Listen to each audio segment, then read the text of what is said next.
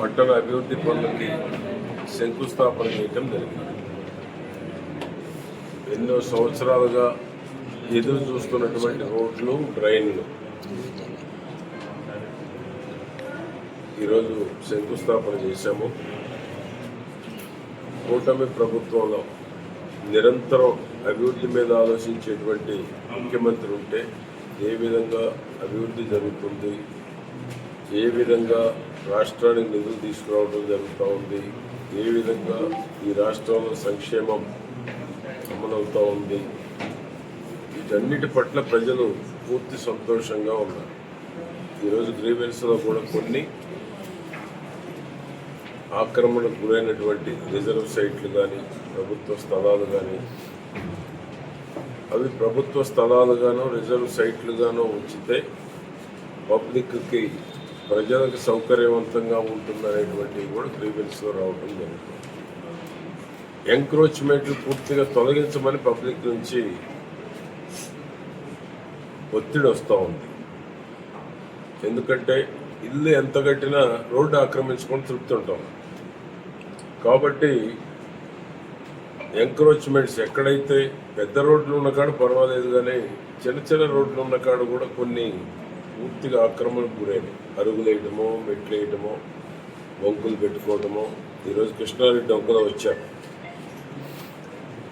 కృష్ణారెడ్డి డొంక మొత్తం ఆక్రమణ తొలగించి డ్రైనేజ్ సిస్టాన్ని మెరుగుపరచమని వచ్చారు. పసుమరు నుంచి కొత్త బైపాస్ రోడ్ ఎన్హెచ్ వాళ్ళు ఎస్టిమేషన్స్ వేస్తున్నారు. దాన్ని పూర్తిగా డెవలప్ చేయబోతూ ఉన్నాం. పసుమరు నుంచి బైపాస్ వరకు ఇరువైపులా ఉన్నటువంటి ఎంక్రోచ్మెంట్స్ కూడా తొలగించేదానికి ప్రభుత్వం సిద్ధపడుతుంది. కాబట్టి ఉండేటువంటి వాళ్ళు కూడా వారికి టిడ్కో హౌసెస్లో ఇల్లు, ప్రభుత్వ ఇంటి స్థలం ఇచ్చి ఇల్లు కట్టేయటమో చేయటం జరుగుతుంది. వాళ్ళకు కూడా ఆక్రమణలో ఉండటమో, రోడ్డుకి ఇరువైపులా ఉండటమో వాళ్ళకు కూడా సేఫ్టీగా ప్రమాదాలకు గురయ్యేటువంటి అవకాశం ఉంది. నిన్న పసుమరు పోత అక్కడ ఒకటి చనిపోవడం కూడా జరిగింది. ఇటువంటి ఎప్పుడైనా లారీది కూడా వాటిలోకి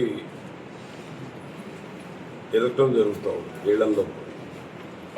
కాబట్టి ప్రజల నుంచి, చిలకలూరిపేట పట్టణంలో ప్రజల నుంచి రోడ్డుకి ఇరువైపులా ఉన్న ఆక్రమణ తొలగించి రోడ్డు వెడల్పు చేసి ప్రజలకు సౌకర్యవంతంగా చేయమని ప్రజల నుంచి ఒత్తిడి వస్తూ ఉంది. దానిలో భాగంగా ఈరోజు కృష్ణారెడ్డి డొంకలో అక్కడ ఉండేటువంటి సిపిఐ నాయకులు పేదూరు రామారావు ద్వారా కానీ అక్కడ ఉండేటువంటి వాళ్ళు కూడా రావటం జరిగింది. దానికి తోడు పవర్ కూడా ఈరోజు విద్యుత్ శాఖ మార్చింది కూడా మన గొడ్డిపాటి రవి గారు కూడా ఎప్పటికప్పుడు సమీక్షలు చేయడం జరుగుతూ ఉంది. గత 4-5 రోజుల నుంచి లోడ్ పెరగడం వల్ల కూడా ట్రాన్స్ఫార్మర్ కెపాసిటీకి మించి ఏసీలు వాడటం వల్ల కూడా ట్రిప్ అవుతూ ఉన్నాయి. చిలకూరుపేట టౌన్లో కూడా కొన్ని ట్రాన్స్ఫార్మర్లు ట్రిప్ అవటమో, కాలిపోవటమో జరిగింది. యుద్ధ ప్రాతిపదికన ట్రాన్స్ఫార్మర్లు కూడా రీప్లేస్ కూడా చేయటం జరుగుతూ ఉంది. కాబట్టి ఈ 4-5 రోజులు కూడా ఎండలు ఎక్కువ ఉంటున్నాయి కాబట్టి, వాడకం ఎక్కువ ఉంటుంది కాబట్టి ప్రభుత్వం వద్ద నిల్వలు ఉన్న విద్యుత్ కొరత లేదు. చంద్రబాబు గారి ప్రభుత్వం అంటే పవర్ కట్టింగ్ ఉండదు.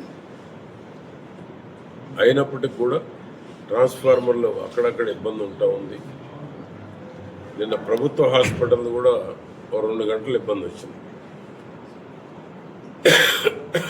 కారణం ఏంటి? ట్రాన్స్ఫార్మర్ ప్రాబ్లం వచ్చింది.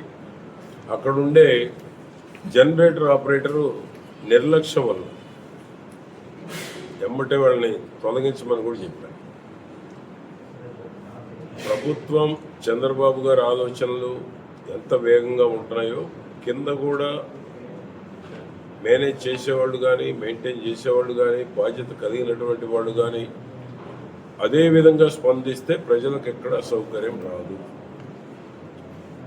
కాబట్టి ఈ ప్రభుత్వంలో అలసత్వం పనికిరాదు. అలసత్వం ఉండేటువంటి వాళ్ళు ఇంటికి పోవాల్సి ఉంటుంది. కాబట్టి ప్రజలకు అసౌకర్యం ఉండటానికి వీలు లేదు.